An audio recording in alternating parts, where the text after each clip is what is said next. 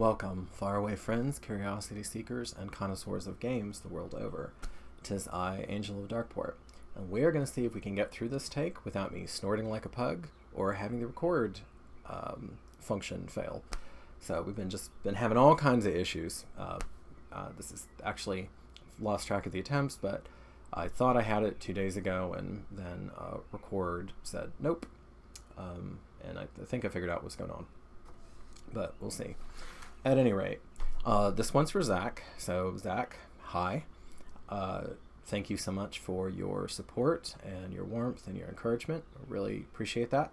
Zach was the first person to sign up for Ko-Fi, which is the site that Corey's really been working hard on to be a repository for right now all of the artwork, which I wrote descriptions up for which I wrote descriptions for the art and titled them sometimes separate from the episodes. So yeah, go check it out if that's your bag. And so Zach had sent these questions in all the way back at least in January. Might even have been earlier than that, but that's when I noted them. And at the time, I didn't really have answers for everything. I don't have full answers for particularly the first one. It's a big question. But I do have, enough to speak to, and I think to kind of get the ball rolling. And it's definitely given me, you've definitely given me ideas, Zach, for some other entries into this project as we talk more, kind of drill down into some of the specific civilizations. So his first question is, I'm really curious about the world at large. I know there's a map, but it's a little light. I would really enjoy learning about all the large cities, countries, things like who they are, what religion they believe in, how long they've been around, etc. Well, like I said, big question. So here's what I'll say. So when I was making this world, this campaign setting, I focused on the area that the struggle for Germentum's survival and continued liberty was going to take place in, the Camaranthus region. So of course you focus on the power structures that are there, civilization centers, resource centers, all of that. But as the narrative expands and we have places like the Uralit homeland and potentially some of the Utini population centers and the Gravediggers domain and, these still, I can't remember exactly what Donnie named it, his Latinization of Jason's Isle, basically. But, those are the sorts of things that I think when we do eventually do a revision, do a, map 2.0, we'll have all of those in there and hopefully some corresponding, I'll commit to having corresponding entries in the Wikipedia that we're making, that Toby, currently playing Capios Secundus, and our sister producer, has done a wonderful job keeping updated. So any lacks that you see there are on me. It's not him. He basically gets it the same day, updates whenever I send him things. Always open for suggestions or desires about what you'd like to see next in the wiki. That's just going to be an ongoing thing probably for years, honestly. And it's going to have to, evolve organically. But we'll get there. So let's see. The Uralit are there now, because this is a while back. The Makarians now are there. So like Evander of Makario, really, really strong warrior.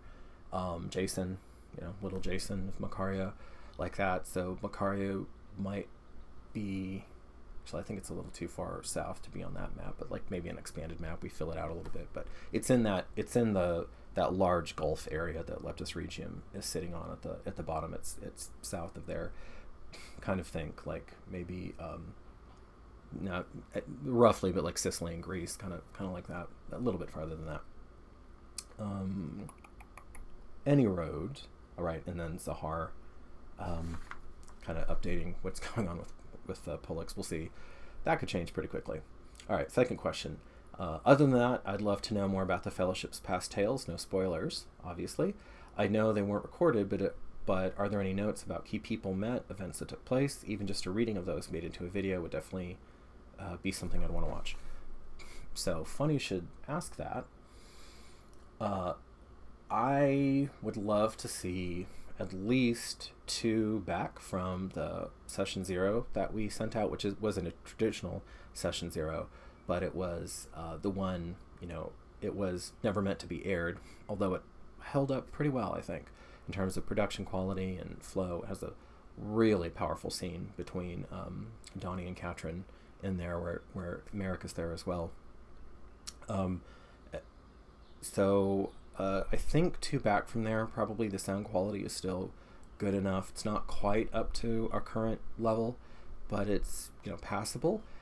And I'd like to get as much of that story out there as we can, because I think it's all meaningful and gives some really nice context. Especially, you get to see Titus and Victus fighting with the ladies, which is really funny. And that goes where Livia asserts herself politically. So other than that, I debated saying this publicly, but Donnie also recorded a whole bunch of, I think actually all of them, maybe missed one, while we were still doing sessions here in my living room on the floor, and it wasn't the whole group either. And at one point he had meant to do a big transcription project that hasn't occurred yet, so I will have to get with him and see if he still has all his files. I believe he does, and maybe what it would take to transcribe them. I don't even know if that would be interesting to it. I mean, it is the characters, but like it's early days, right? And it's transcripts, which is not exactly gripping viewing. Yes, I don't know, maybe it's a page turner, but any road. So we have that, and then finally, I guess two other things. One, also with Donnie, he's wanted to record things as Rutilius Apvorn, the Seneschal for Germentum. It's a great voice for it. I would love to see what that man's super creative brain came up with. He knows the history really well. He has a good sense of the people of the diaspora up from Fang Prime to up to the southern edge of the lake there. So that the logistics have been a little difficult on that, but that's something now that this question is like re-prompting me to think about that, I'll probably revisit that with him and see. He's out of town right now, but see what we can do in terms of being in the studio. It's hard when everybody has more than full-time jobs, trying to align dates and times and whatnot, because obviously Justin's our producer, so like if he can't make it to the studio, nothing's getting produced. This is what's getting produced. God help you. So there's that. And then the last thing I'll say on that part is I do at some point, and this is probably way far away, but eventually I would like to write the story of the grandparents of Titus and Victus and Great Lady Vipsania. So going up, what the process was, because it's a hell of a story, and what would compel the daughter of a sitting emperor to abandon everything and to leave. And as has been now revealed, like she really was in the driver's seat. Titus Invictus was Invictus. He was he was undefeated. He was invincible essentially, even at that point. But it was her vision and the strength of her moral clarity that potentially changed the world. We'll see. We'll see if Germentum survives. All right. Zach wrote, I'm also curious to learn more about the Eternal River. This is a good one. Normally I'd say stick to what's known about the river in wider culture, but I feel with how much we've interacted with it, I want to know as much as we're willing to tell. Also, why did you decide on that visualization for magic mana? I seem to notice that Katrin pulls mana from her surroundings like the star, sun, ground, wind, etc., but not really from the river itself. Is there a reason for this? I'll start with that last question first. Yes, there is. So at the beginning of particularly with Katrin, but in general, at the beginning of a will worker's career, they're going to pull mana from what's most familiar to them. So ground, wind, etc. As they grow in depth, understanding, and sophistication in their craft, they have to basically to work well, to cast spells about third circle, i.e. third level. At that point, you're going to have to make this fundamental shift. So you're going to have to go from pulling and weaving in a way that's familiar and relatively comfortable, and you have to essentially enter into a permanently altered state of consciousness to some degree, somewhat like taking the water of life in Dune, where you realign your psyche, and even to some extent your soul, and you tap into and are able to tap into and can withstand tapping directly into the river, into the Eternal River, and that's how you work the mightier magics, and that's a whole world. So Patron was eventually going to have to do that. She was meant to be one of the through line characters, as talked about in my interview with Anika, and that was going to be intricate. That was going to be a whole involved, intricate affair. It may yet be. We'll see. As a direct corollary to that, the corollaries are directed. Anyway, you know what I'm saying. And this has also been said on stream.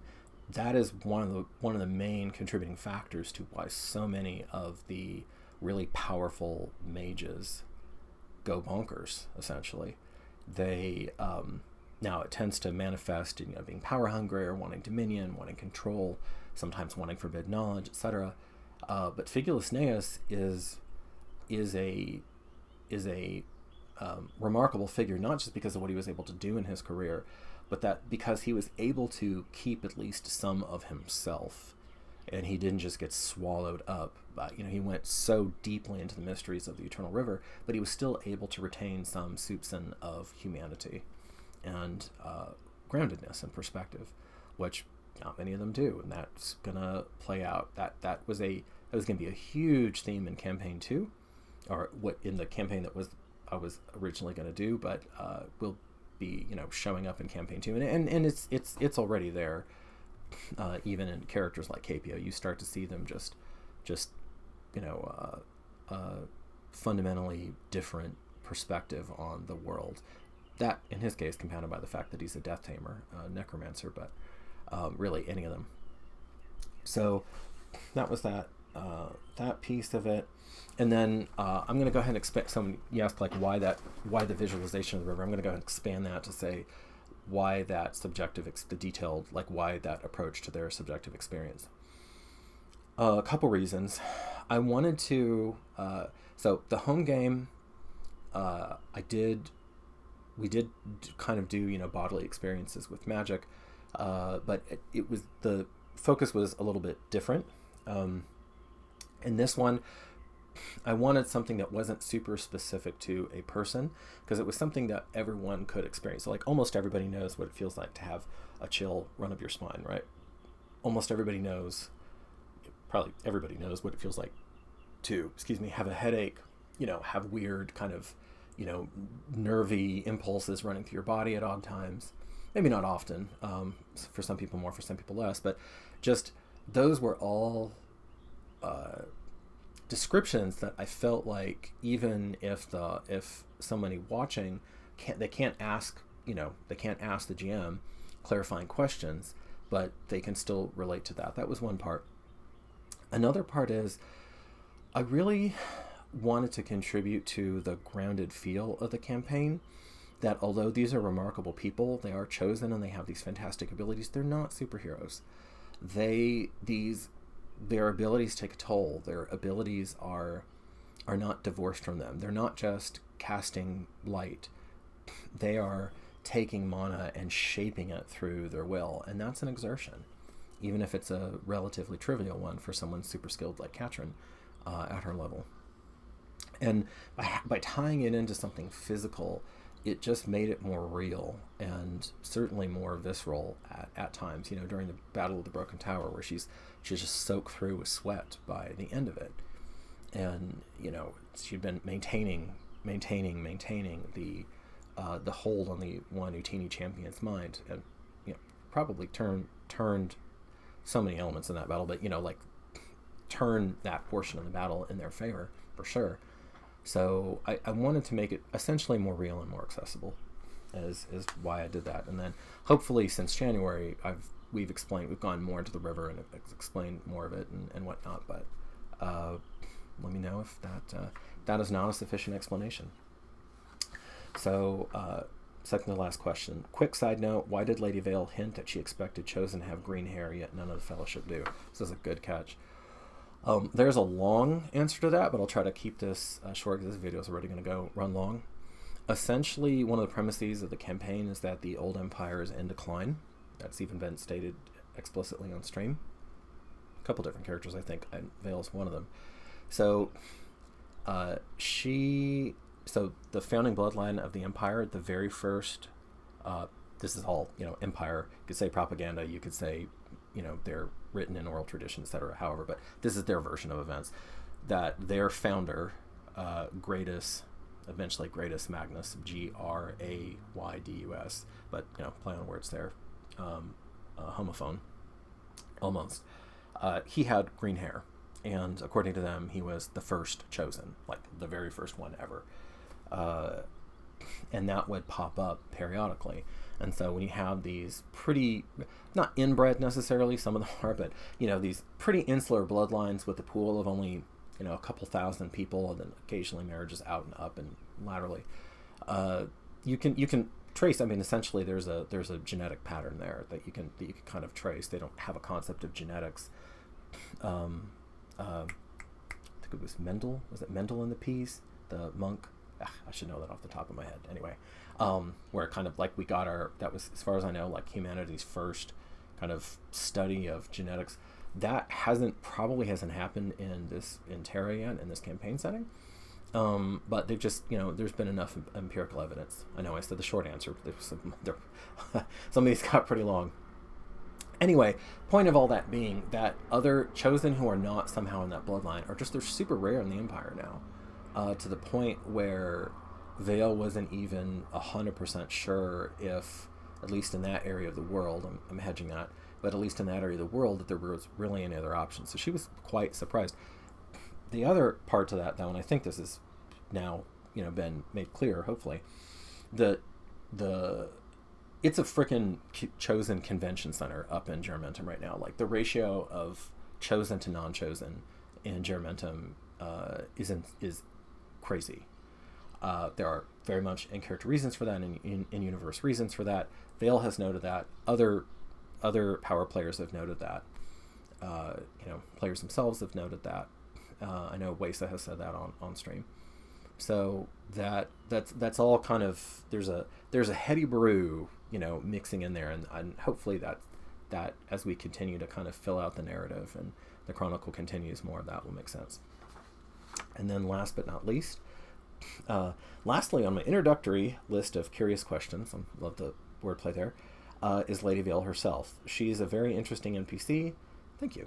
And the only one with both an intermission page and a little interaction board thingy, like with the private semi-public boards, which Corey also made that hanging board of her. Is that because you knew she'd be playing a large role and wanted to flesh her character out more, or is it because she is kind of your PC as opposed to just another NPC? So she's not a GM. She's not a GM insert. I believe is the term.